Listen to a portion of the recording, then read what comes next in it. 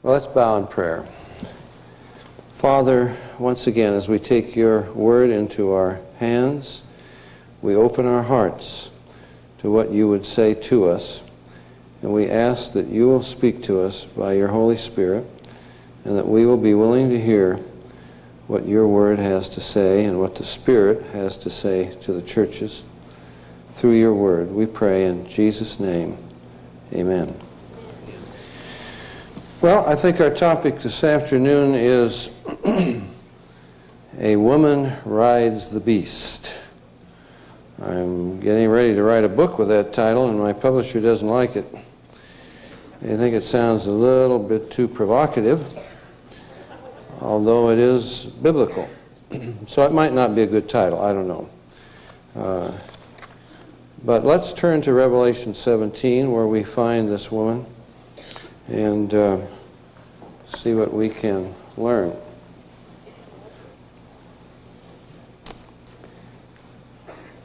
Revelation 17, verse 1. There came one of the seven angels, which had the seven vials, and talked with me, saying unto me, Come hither, I will show thee the judgment of the great whore that sitteth upon many waters, with whom the kings of the earth have committed fornication.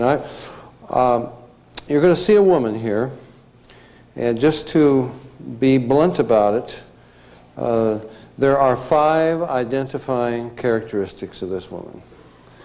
You cannot escape who this woman is.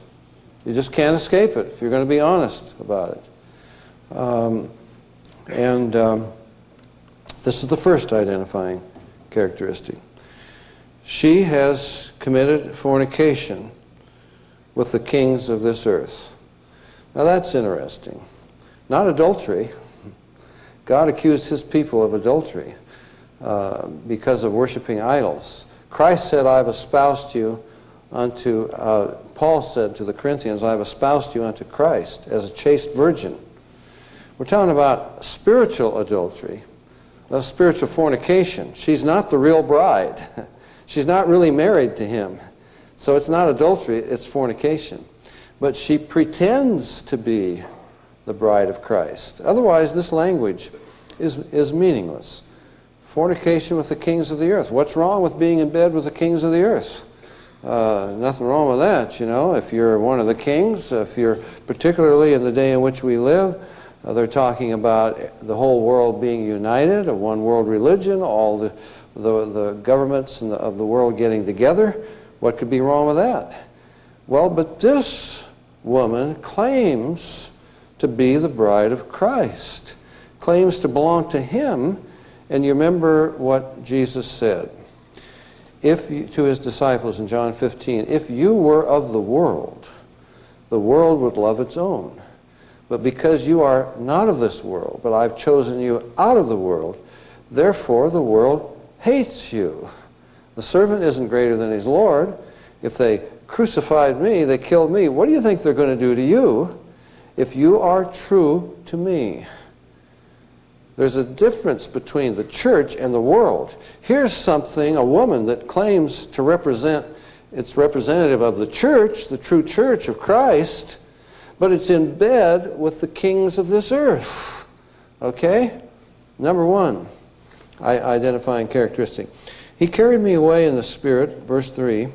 Well, it says the kings of the inhabitants of the earth have been made drunk with the wine of her fornication. In other words, this partnership between this great religious organization or whatever it is, this church that's supposed to belong to Christ, which is in bed with the world, has deceived the world. The inhabitants of the world are drunk with the wine of her fornication. They think this is a great unity. They think it's wonderful. So he carried me away in the Spirit into the wilderness, and I saw a woman sit upon a scarlet-colored beast, full of names and blasphemy, having 7 heads and 10 horns. Now, if you just hold your finger there and go back to chapter 13, you see this beast. And I stood upon the sand of the sea and saw a beast rise up out of the sea, having 7 heads and 10 horns, and upon his horns 10 crowns upon his heads, the name of blasphemy, and so forth. Well, you know who this beast is. Verse 3, one of his heads is wounded to death, and so forth. All the world wondered. They worship the dragon, Satan, who gives power to the beast. They worship the beast, and on through chapter 13, you know that this beast is Antichrist. This beast represents two things: Antichrist and the kingdom of Antichrist, the revived Roman Empire, that will be present on this earth in the last days. Make no mistake about it. How do I know that? Well, I can give you a lot of scriptures. We don't have time for them. But let's just take one verse. I give you one verse, which if John the Baptist had known it, if the rabbis had known it, if the disciples had known it, they wouldn't have been confused about when Christ came the first time. You remember what their confusion was? Same confusion you have today. They were confused about the kingdom, right? It's incredible. At the Last Supper, Jesus says, one of you will betray me. There's a momentary flurry of concern. Lord, is it I? Lord, is it I? And Jesus says to Judas, yeah, it's you. Thou hast said. That passes them over. They don't seem to get it. And after a little momentary flurry of concern, they are back to arguing about what? Who will be the greatest in the kingdom? Don't tell me that people's problem is low self-esteem. That is not the problem that mankind has. You know, they just gave a test. Well, they were testing high school seniors in mathematics around the world. And they were also testing them in self-esteem, which people, even Christians, say is the big problem now. Poor self-image, low self-esteem. And the American students rated number 1 in self-esteem. They asked them, how do you think you rate compared with others around the world? And the American says, we are number 1. They were last, or close to last, in mathematics. Okay? See, we teach them self-esteem, but we don't teach them anything else. They don't know reading, writing, and arithmetic, you know, anymore. But we teach them how to feel good about themselves. The Koreans were at the bottom on self-esteem. They said, well, we're probably not very good, you know. They were number 1 in math. Okay? The problem is not bad self-esteem. That's not the problem in this world or in the church. This woman is sitting on this beast who rules over the kings of the earth. This beast, who is the Antichrist and who is this revived Roman Empire, she's sitting on it. Okay, we'll come back to that in a moment. The disciples are arguing who is going to be the greatest in the kingdom. They thought this kingdom was going to be established right now. It's the eve of his crucifixion. He's about to be betrayed. Judas is slipping out into the night to betray him, and they're thinking the kingdom is going to be established, and they're going to rule on thrones with him in Jerusalem. They were messed up about the kingdom as to when it would come, what it involved, who would establish it, how it would be established, and so forth. And you got people today who are just as mixed up on the kingdom, and we don't have time to go into that, but if you don't get the kingdom straight, you are in real trouble. And I was telling you there was one verse. If they had known that one verse, Daniel 2:44. We won't take time to turn to it, but you know the image. Nebuchadnezzar had a dream, you remember? And he couldn't remember it. And he wanted his sorcerers, astrologers, soothsayers. These were the advisors to kings and emperors in those days. He said, tell me the dream and the interpretation. And they said, oh, well, no king has ever asked that of his advisors before. Now you tell us the dream and then we'll give you the interpretation. And he says, I am on to your game. If you can't tell me the dream, how do I know you can tell me the interpretation? And if you're so smart you can give me the interpretation, you surely ought to be able to tell me the dream too. They backed away from that one. And you know the story.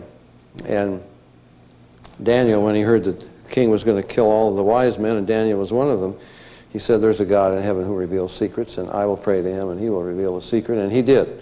And so he told Nebuchadnezzar what this dream was. He saw this image, remember? Head of gold, torso of silver, loins of bronze, and legs of iron, and feet of iron mingled with clay. And Daniel said, these represent, well, God told him, these represent 4 world kingdoms, 4 world empires. Accurate. He said, thou, Nebuchadnezzar, art the head of gold. You are this first king of the Babylonian kingdom. Then next would come the Medo-Persian kingdom.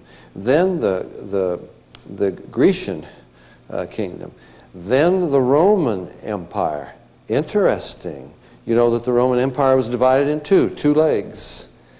Byzantium in the east and under Rome in the west. It still is divided religiously. The Roman Catholic Church and the Greek and Russian Orthodox Church, okay? And it's Pope John Paul's great dream to bring them together, all right? Then there were 10 toes. And God said, and Daniel explained it to the king, those represent 10 kings who will yet arise to rule over. So how do I know the Roman Empire must be revived? They never had 10 kings, right? It has to come back under 10 heads. I believe it will be a worldwide empire under 10 divisions. But this is what Daniel 2:44 said. In the days of those kings shall the God of heaven establish a kingdom that will never be destroyed. It's clear. Doesn't require any interpretation. The kingdom with Jesus ruling, the Messiah ruling on the throne of his father David, will only be established in the days of those kings, right? Roman Empire has to be revived. Played a big role the first time Jesus came, you remember? Luke chapter 2, I think, begins something like this. It came to pass that there went forth a decree from Augustus Caesar that all the world should be taxed.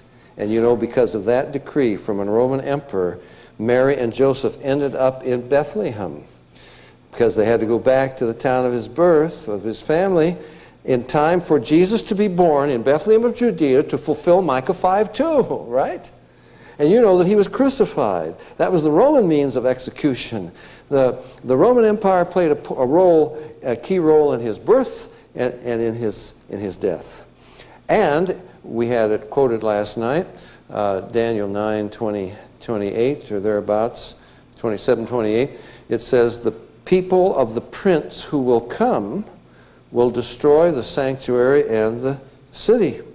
That was the Roman armies under Titus in AD 70. Those are the people of the Antichrist. The Antichrist, the prince who will come, he will rule over those people. They will be his people. So that Roman Empire must be revived. It must be revived for him to rule over it under 10 heads, all right? And that can't happen. I mean, that must happen before the second coming. Because 2 Thessalonians chapter 2 tells us that one of the purposes of Christ's return is to destroy. It talks about him who's coming is after the working of Satan with all power and signs and lying wonders and so forth. And it says, whom the Lord shall destroy with the brightness of his coming. So Christ comes back to destroy Antichrist, and he will not come in the second coming until Antichrist is here. But the rapture is something that takes place beforehand, all right? And so if the disciples had known that one verse, there weren't 10 kings ruling over the empire. Then it was not the time to establish the kingdom, right? It was the time for him to be crucified and to establish his kingdom in our hearts, and for this entity called the church to come to birth. Well, that's Babylon, the first, the head of gold. It was Babylon was built around the ruins of Babel, the ziggurat, the Tower of Babel. So this is taking us back to the beginning. Well, I'm getting ahead of the scripture. He carried me away in the spirit in the wilderness. I saw a woman sitting upon this beast, 7 heads, 10 horns. Those 10 horns are the 10 kings under which this empire will be divided, and by which it will be ruled.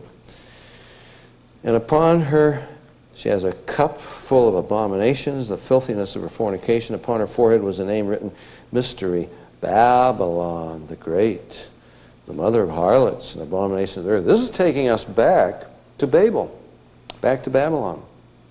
I think I mentioned last night seeing in an ad in Scientific American by Lockheed Corporation, and they depicted the Tower of Babel. And they said, we are working against the Babel effect. The Babel effect scattered people, and it confounded their languages. And with our computers and so forth, we are bringing everyone back together. Isn't that amazing? God's judgment was that, well, to prevent a worse judgment, to confound their languages and scatter them. What do we say? I say we editorially. What does the world say is the answer today? Unity. Get everybody back together. Undo the Babel effect. We'll all speak one language. The Olympics that we just saw not too long ago, what I don't know, about 4 billion people saw it simultaneously in their own languages. Simultaneous translation. The communication satellites, incredible. The world speaks one language now. We understand one another. We're not confused. Now we can all get together and we can build this paradise. We were coming back from Rome. Was it last year? I can't remember. The year before. I think it was last year. And they were handing out the international version of the Wall Street Journal, and there was an insert there from IBM, and IBM had the Tower of Babel with modern high-rise buildings coming out of it. I don't know if you've seen the official poster for the Council of Europe, the 12-nation Council of Europe. It's the Tower of Babel, and it's got 12 stars over the top. Only they're not stars, they're upside down from what they are on the American flag. It's the pentagram with the 2 up and the 1 down. That's the horns and the beard of the goat of Mendes. Baphomet, the symbol of Satan. Somebody knows what they're doing, okay? And the Bible says Babylon is going to be revived. As I said last night, not that Disneyland in the desert that Saddam Hussein is building. It was probably be bulldozed because his name is on every brick. And when he's out finally, which he will be, they'll probably bulldoze it. I don't know what they'll do to get rid of his memory, but I would think they would. That's not what it's talking about. It's talking about a religious, a spiritual entity. This religion, what was the religion of Babel? We will build a tower that will reach to heaven. It was a rebellion against God. It was a works religion. It was a humanistic religion. We can do it. It was right in line with the lie of the serpent. You can be like God, okay? And that was where occultism and astrology and so forth really began up on the top, the worship of the heavenly bodies. So, you can trace this woman, what she represents. You can trace it back to Babylon. Now, why was Saddam Hussein, why is he so interested in rebuilding Babylon? And you know, he had minted a coin, and it had 2 profiles. On one of them, the profile of Nebuchadnezzar, and on the other one, Saddam Hussein. I mean, sit right next to one another there, looking at one another. Why? He thinks he's the new Nebuchadnezzar. What did Nebuchadnezzar do? He destroyed Israel, and he led them away into captivity, and that's his great dream. And who were the enemies? Who took over from Babylon? The Persians, the Medo-Persians. That's Iran. So this is his other big enemy, okay? I mean, it's incredible. This book is coming true. But that's not what it's talking about here. It's talking about this spiritual mystery that you can trace back, this false religion that's the foundation of occultism, and it comes down through the ages. It is a works religion. It is a self-righteousness. It is man's way of getting to heaven, getting to God. Okay? Upon her forehead was a name written, Mystery, Babylon the Great, the mother of harlots, abomination of the earth. I saw the woman drunken with the blood of the saints. That's another identifying characteristic. She's drunken with the blood of the saints and of the martyrs of Jesus. When I saw her, I wondered with great admiration. Now, we'll just hold it there. We'll come back to that verse, but let's get two more characteristics. Verse 18, the woman which thou sawest is that great city which reigneth over the kings of the earth. Verse 9, here is the mind that hath wisdom. The 7 heads are 7 mountains or 7 hills on which the woman sitteth. Okay, now you got all the characteristics. You got 5 characteristics. This woman is a city. People say, oh, I think the United States is Babylon. You know, we're so bad. And, well, we're bad. God's judgment will come upon the United States. But we're not Babylon. Babylon is a city. Okay? A local city. Number 2, it is built on 7 hills. Now, there are a number of cities like that. I think Rio de Janeiro claims to be built on 7 hills. There may be some other ones. But the United States certainly is not a city. It's a country.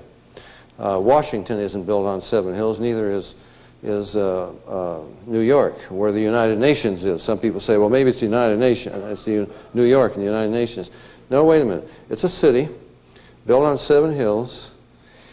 It has committed fornication with the kings of this earth. So it's a religious organization that claims to be a spouse to Christ, and it has been unfaithful to him and has been in bed with the kings of this earth. All right? It is, how many do we have? A city on 7 hills. It's committed fornication with the kings of the earth. It rules over the kings of the earth. Now, what city rules over the kings of the earth? Well, we'll come back to that. Not Washington, not Moscow or Paris. There's another one. It rules over the kings of the earth, and it is drunk with the blood of the saints and the martyrs of Jesus. Where has that blood flowed?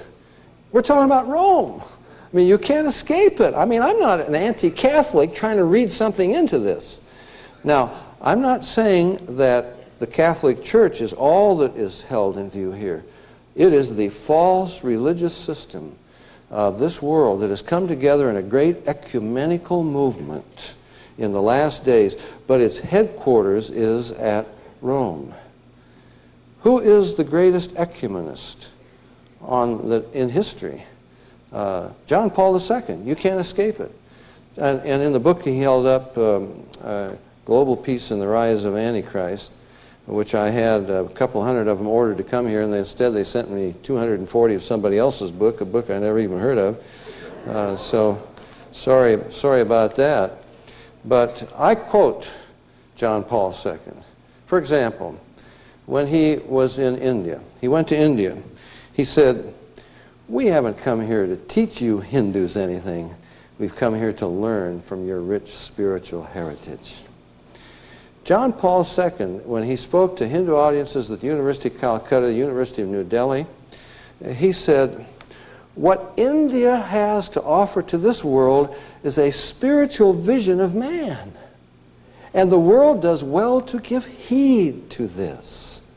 Can you imagine?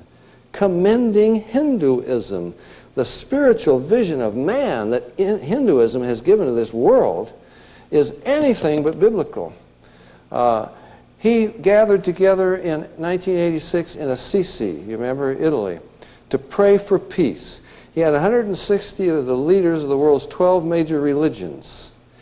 John Paul II said, we're gathered together to pray for peace. He said, we are all praying to the same God. And he said, our prayers are creating a spiritual energy that is bringing about a new climate for peace. That's about as new age as you can possibly get. committed fornication with the kings of the earth, an ecumenical movement, a false religious movement, bringing everybody together. You know that one of his good buddies is the Dalai Lama.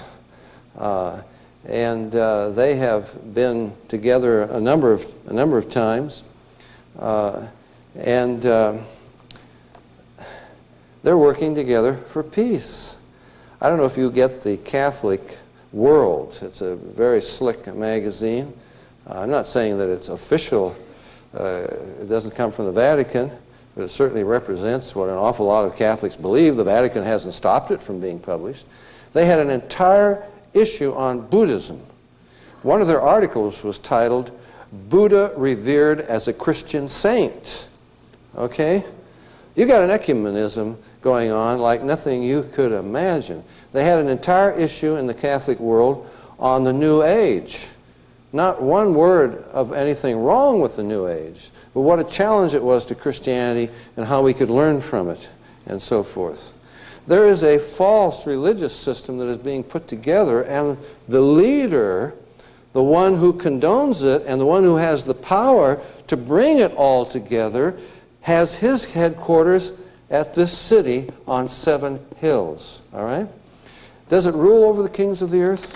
I always bring a lot of stuff here, and somehow I never get around to showing it to you.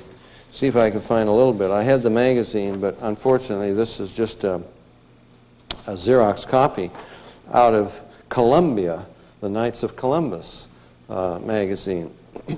It's a picture of Mrs. Margaret Melody, I don't know how to pronounce it, and Dr. Thomas Melody. That's our ambassador to the Vatican. This is a city that rules over the kings of the earth. What city in this world has ambassadors from every major country who come there hat in hand to present their credentials and to offer themselves and to work in cooperation with a city? Washington doesn't represent itself. It represents the United States. Ambassadors come there to Paris and so forth and so on. This is a city which in its own right has ambassadors coming, and it calls the shots. I don't know if you saw the, well, I won't try to find it because, oh, here we go. This is out of the Denver Post. I suppose you know Mikhail Gorbachev. He's a millionaire now. He was just in Israel. Maybe you saw it in the Jerusalem Post. And he made a few speeches down there, and he called Jesus the first socialist. And he said, the only way we'll have peace in the Middle East will be on the principles of Jesus. Woo! Sounds great, doesn't it? Coming from an atheist. I quote him in Global Peace and the Rise of Antichrist. When I read Perestroika back there, I couldn't believe it. I almost fell out of my chair when I got to this point where Gorbachev, this is 87, he said, you see, it's going to be more than Western Europe, folks. The whole world is going to be united. And Gorbachev and the Pope were also using the same language. They were talking about a united Europe from the Atlantic to the Urals. And Gorbachev said, we are going to be part of this. Russia, Eastern Europe is going to be united with Western Europe. And he said, you want to know why? Because we're Christians. Can you believe that? This is the head of world atheism, the head of the world communism. And he says, we're Christians. Now, you know, I mean, he says he's an atheist. You know what he means, of course, by Christians. He means born-again, Bible-believing, evangelical Christianity like you and I. No, what does he mean? Well, you know, when he wanted to use religion for his own purposes of unity, worldwide unity, in fact, he's got his sights set on something more than being premier. I mean, I'm not saying he's the Antichrist. He's an awfully good candidate, but don't count Gorbachev out just because he's out of the Soviet Union. He's got bigger goals in mind. He could probably be voted in ahead of anybody here in the United States, you know, certainly in Western Europe. But Gorbachev, in this article, he says, now it can be said that everything which took place in Eastern Europe in recent years would have been impossible without the Pope's efforts and the enormous role, including the political role, which he played in the world arena. He's telling you the most important, influential leader on this earth is Pope John Paul II. So, when he wanted to use religion for his purposes, Christianity, calls himself a Christian, you know where he went. Why, he got in a plane and he flew to Nashville, Tennessee to meet with the head of the Southern Baptist Convention, right? No, he went to Rome to meet with the Pope. And he had a 5 or 10 minute conversation alone because they're both Slavs, they're speaking Russian to one another without an interpreter present, so we don't know what was said.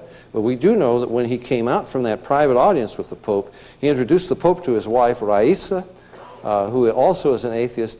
He introduced the Pope to her as, this is the highest spiritual authority on this earth. Okay? Now, here is our ambassador standing with the Pope. The Pope is dressed in white. She and he are dressed in black. You don't dress in white. You know, you've maybe seen pictures of Jacqueline Onassis Kennedy. Kennedy Onassis, or whatever came first. I lose track of these things. And in the presence of the Pope, she's wearing black. Everybody wears black. The Pope wears white. Now, you know the head of the Jesuits is called the Black Pope because he must wear black as well. And here's our ambassador to this city that rules over the kings of the earth. He says, for us in the world today, the key word is opportunity. And it is certainly marvelous that at this time when significant change is possible, Pope John Paul II is at the high point of respect as a world leader advocating a moral and ethical point of view, and that our government is cooperating as one government to another government, the government of the Holy See. It is a great honor for me to be there representing our government to the Holy See at this significant time in history. It's a city. It's recognized in its own right as being right up there with all the other governments of this world. And in fact, it exercises authority over all of the kings of this earth. Committed fornication with the kings of this earth? Been in bed with the kings of this earth? I don't have to give you the history of the popes. You go to Rome and you go into the Vatican Museum and the Sistine Chapel there. It's fantastic. Here's a 50-pound solid gold landscape. It's molded and so forth. And the guide says, this was given to Pope so-and-so by King so-and-so. Here's a priceless tapestry. They could pay off the U.S. national debt if they sold off some of these art treasures. I'm not kidding you. Easily they could. And he says, this was given to Pope so-and-so by King so-and-so. And you go through there, and they have been making deals. They have been in bed. You know that, look, talk about apostolic succession. There is no such thing. But even if it were, you would think that a pope would lay hands on his successor and so forth and so on. The popes were voted in by mobs. The citizens of Rome had the right to determine who would be the next bishop of Rome. You know, they've been deposed by emperors. You know, they bought their way in and so forth. You know that 800 A.D., Christmas, 800 A.D., it was Leo the Third. Was it? I have to get out my list of popes, make sure I got it straight. Leo the something or other. He was blind. His eyes had been gouged out by a mob that was so enraged with his corruption. And he made his way, groped his way in St. Peter's Cathedral to Charlemagne, who was kneeling there for Mass on Christmas Day, 1800, and he crowned Charlemagne Emperor of the world, okay? This is the city that has ruled over the kings of the earth, and emperors trembled for fear of excommunication, because in those days the only religion, the only Christianity was Roman Catholicism, and if you were excommunicated from that church, you were beyond hope. And they trembled, and so power over the kings of the earth. drunk with the blood of the saints, the martyrs of Jesus? No city like Rome, even before Roman Catholicism, under the emperors. And they took this heritage. I mentioned last night, the emperors of Rome were worshipped as God. They had the title Pontifex Maximus, okay? Because they were the head of the pagan priesthood. And the pagan priesthood, by the way, was known as the Pontifical College. You have a Pontifical College in Rome today, and you know who is the head of it. When Constantine supposedly became a Christian, he became the de facto head of the Christian church. And as such, he took the title Vicar of Christ. He passed both of those titles, Pontifex Maximus and Vicar of Christ, to the popes. And you know that that's what they're known as today. The pope is the Roman pontiff, Pontifex Maximus. All right? And during the Middle Ages, the pope circulated a document known as the Donation of Constantine. And I give you some of the data of this and whatever happened to heaven. And that document has been proven to be a forgery. But the point is that in that document, the Pope said it was supposedly written by Constantine, who said that he had donated to the popes the tiara, the robe, the scepter, the palace of the Lateran. You know, everything that they have today, they say it was given to them by the emperor. There has been a partnership, you can't escape it, between what was supposed to be the true Christian church and the world. And they martyred the believers in Jesus Christ, and down through history that has been done, so that about all the history you have today is of the Roman Catholic Church. You've got to get a few books, like I would recommend The Pilgrim Church by Broadbent. There are a few others out there that will tell you of these groups of independent believers who knew Christ, who were following the New Testament, and who were hated by this church and persecuted, their records destroyed, lies told about them. They're talked now of as heretics and so forth. And down through history, they killed them. And you know at the Reformation, in Europe alone, about 1 million burned at the stake for simply saying, we think the Bible should be our authority, not some hierarchy in Rome. They were burned at the stake for saying, we believe in salvation by grace through faith. We believe that anybody who trusts in Christ is a child of God. No, outside of the Catholic Church there is no salvation. And you had, I think around 1302, it's a papal bull, and I should know the name of it very well, but a pope decreed that unless you were in the Catholic Church and unless you were submissive to the Pope, you're not saved. You're outside of salvation. And that was enforced down through history. In 1870, Vatican I reconfirmed this. The absolute authority of the Pope and your submission. This, I mean, you can't escape it. I could go on, and I shouldn't go on and on about this, because I think you understand what we're talking about here, what the Bible is talking about. Now, as I said, it's not just the Roman Catholic Church, but it is an ecumenical movement. It is a false religious system that has been joined together. We kind of jumped from verse 6. Notice, I saw the woman drunken with the blood of the saints, with the blood of the martyrs of Jesus. When I saw her, I wondered with great admiration. Why would he wonder with great admiration? I don't know if you've ever been to Israel, but if you do go to Israel, I would suggest you do something. I think a year or two ago, we did it for the first time. We went from Israel to Rome. You stand there and you look at the Dome of the Rock, you know. You see the pictures taken from the Mount of Olives. And this thing, it's so huge, it dominates the skyline, right? And it's so fantastic. You go inside, the wealth and so forth. Listen, go from there to Rome. See, I'd been to Rome before. I'd forgotten the perspective. Go from there to Rome, and you will see you could put a half a dozen temple mounts in St. Peter's Square. This thing is huge. And when you walk inside St. Peter's Basilica, you walk inside this cathedral, you could, I'm not exaggerating, you could put a half a dozen Dome of the Rocks inside.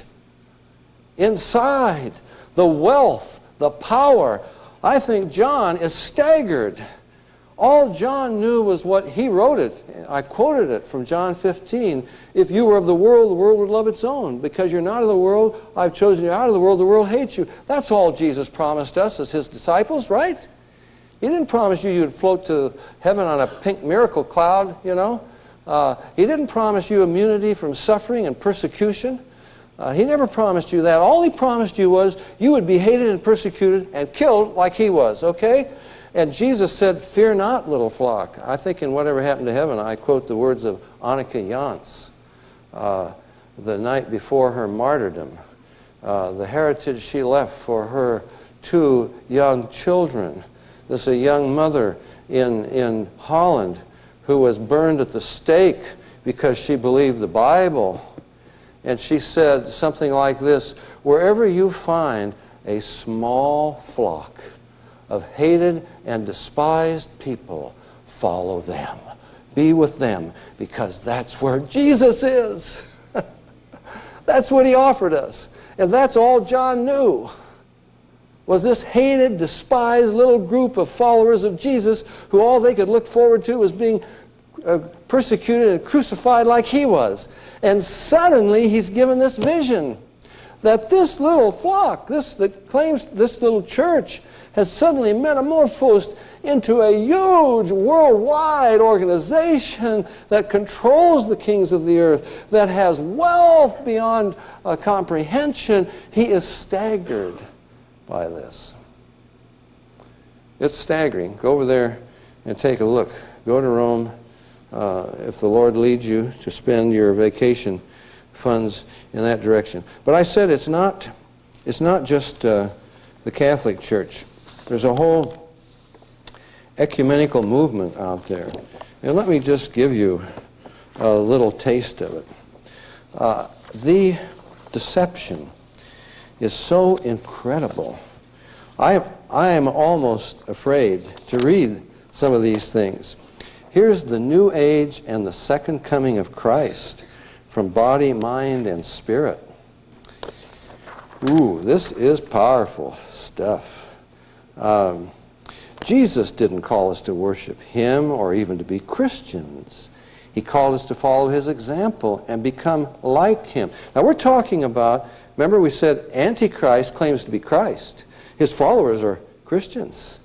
But it's an Antichrist Christianity. Listen to this. This is Antichrist doctrine, and it is so persuasive and so powerful. I just want to read you just a few sentences here. He called us to follow his example, become like him. He called us to a radically new experience, to be Christed. That's not a matter of mere scholarly study of the Bible. It's a matter of removing from our heart all self-centeredness, all pride, anger, lust, and jealousy, and envy, and hatred, so that only the love of God resides in our being. Wow, that sounds really appealing. Messiah means enlightened or perfected, or the ideal of humanity. That's what the Son of Man is, the offspring of humanity, the perfected or ideal form of the race, presently inhabited the earth. Jesus understood that's what he was, you know, by the Christ.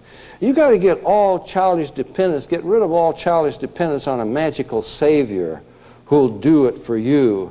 It's transcendental knowledge, or gnosis, that confirms spiritual truth beyond mere belief. So as we accept Christ in our hearts and minds and lives, not just a simple emotional conversion that the electronic evangelists call for, but a radical transformation of consciousness, metanoia. As we become Christ-like, we experience personally the coming of Christ. Now, here, at this time, in this place, wherever that enlightening experience occurs for us, when we truly awaken in Christ, the world ends. But it doesn't end in the sense of the fundamentalist preachers, meaning a global destruction. It ends the world for us in the transcendence of space and time and into the divine domain, which is always our true condition and our true self. We realize who we really are. We're all the Christ. There is no second coming of Christ. That's a false concept and an unwarranted doctrine. There is only, as the Bible puts it, the coming of Christ through you and through me as we ascend in consciousness to the truth of life and the source of being, as we awaken at the heart to God and become sons and daughters of God. Are you getting the picture? How closely the lie is intermingled with the truth, becoming like Christ, becoming sons and daughters of God, and so forth. That's precisely what Jesus called us to do. And as that occurs on a global scale, the need for a world savior, such as the electronic evangelists depict, will be seen for what it is, fantasy based on immature awareness. The final appearance of Christ will not be a man in the air before whom all must kneel. The final appearance of Christ will be an evolutionary event marking the disappearance of egocentric man and the ascension of God-centered man. A new race, a new species will inhabit the earth. People who collectively have the stature and consciousness that Jesus had. And in that process, the kingdom of God will truly be established on earth under the rule of Christ in the hearts and minds and souls of all people. Whew, that is powerful stuff. That is very persuasive. It sounds so appealing. We could all be the Christ, and this world can be transformed. And the second coming is the manifestation of Christ through us. You got that teaching among some charismatic groups today. The dominionists are teaching very much the same thing. There's no rapture, there's no second coming, but Christ, the coming of Christ is as we become Christ-like and as we develop these powers to heal and to do miracles, and ultimately we will overcome even death.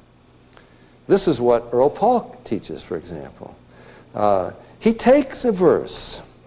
We've quoted this verse many times. The dead in Christ will rise first, then we who are alive and remain shall be caught up together with them to meet the Lord in the air, right? That's what it says. He begins a paragraph with those words. We who are alive and remain. And what does he go on to say? Are left here to manifest immortality in our bodies and to take over this world. And until we realize that we are God's and we take over this world, Jesus Christ cannot return. Of course, he won't return to take us home to heaven, but to rule over the kingdom we've established in there. He is on TBN, he's on Christian radio, his books are in Christian bookstores. And when I try to say the man is teaching heresy, it's Antichrist doctrine, then I'm accused of causing division. Where are the men and women of God who will stand up and say, halt, it's false?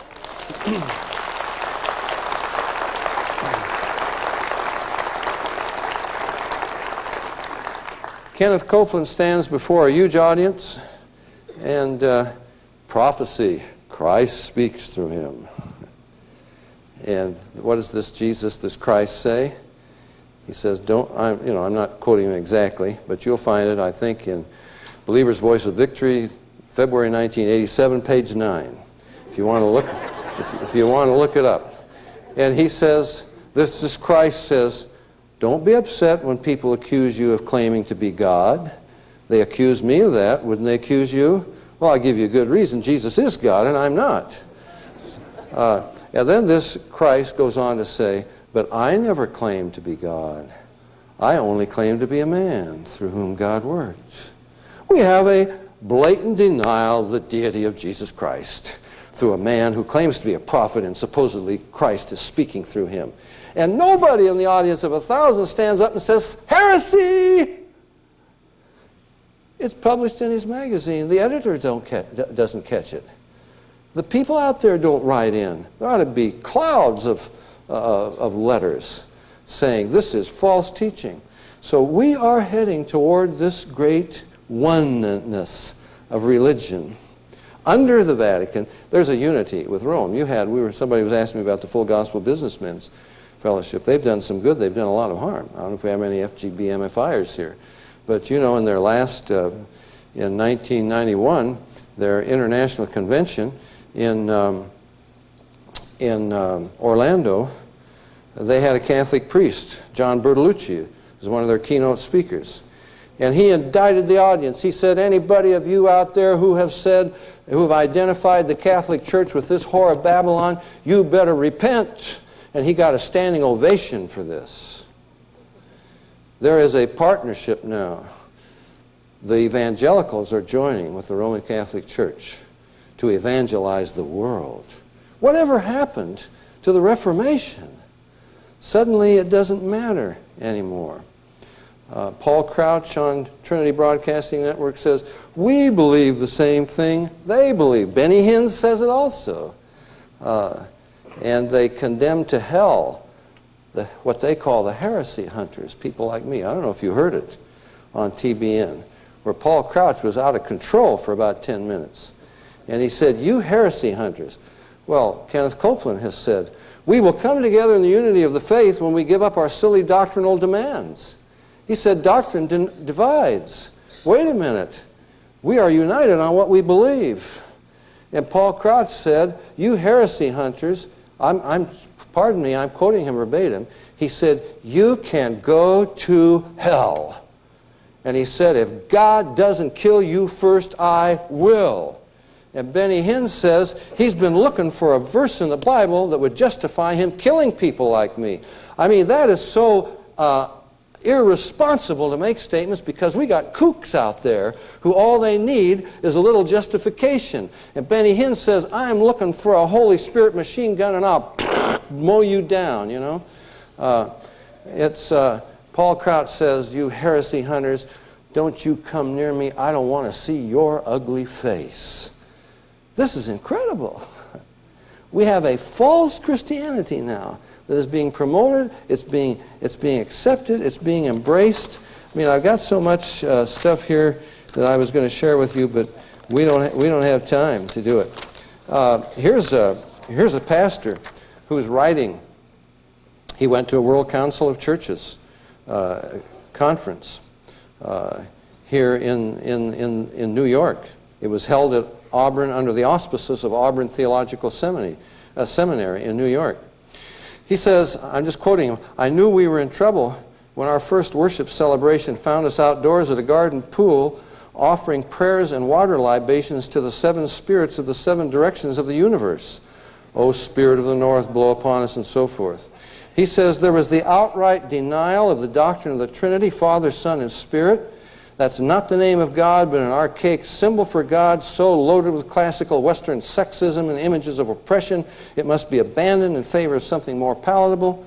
There was the denial of the divinity and the unique saving authority of Jesus Christ. Jesus, we were told, is just one of many deeply meaningful Christ figures among the religions and spiritualities of the world. While some of us may prefer to relate to Jesus as our personal Christ figure, we dare not make him exclusive. We must be inclusive of all potential Christ figures, you know, whether it's Buddha or Krishna or whoever it may be. I can go on and document this so thoroughly. What is happening in the church today, an embrace of Antichrist doctrine. The world and the church are being prepared for Antichrist. It's one of the reasons for the rapture. We're leaving, and it's going to,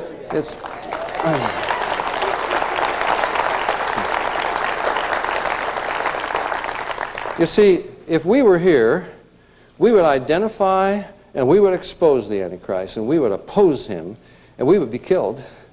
So if you believe in a post-trib rapture, it's a classic non-event, because there ain't nobody left to rapture, right? You either take the mark of the beast, and if you do, you suffer the wrath of the Lamb. You're not a Christian at all.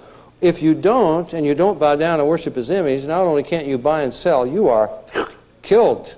It's a revival of the religion of Rome, when they made images to the emperor and they killed whoever would not worship.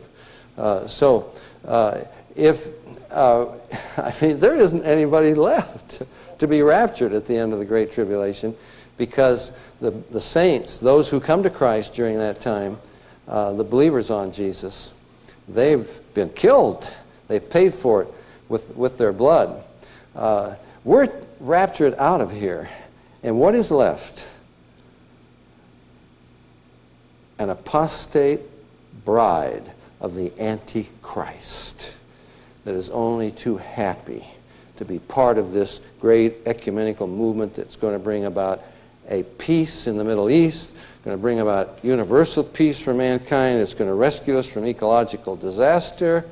It will have its headquarters in Rome. It will be in bed with the Antichrist, just as this city always has been in bed with the kings of the earth.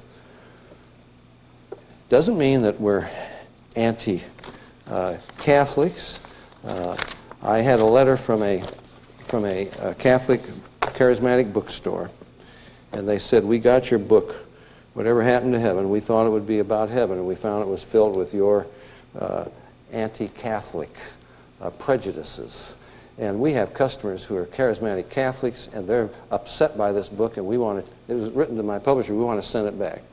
I wrote to that bookstore, never received an answer, and I said, if you can show me one thing in that book that is a result of my anti-Catholic biases that is not 100% true to God's Word and to history, I promise you I will publicly repent, and I will see that it is changed in the next edition. But if there are things in that book that are true, and you have customers who ought to know, and you keep it from them, you will be held accountable by God one day for their souls.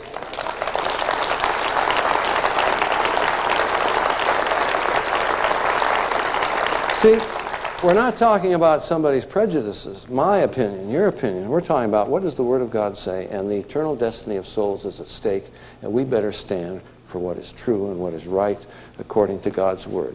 Father, help us to do just that. We pray in the power of your Holy Spirit, for we cannot do it in our own strength. We ask this in Jesus' name. Amen.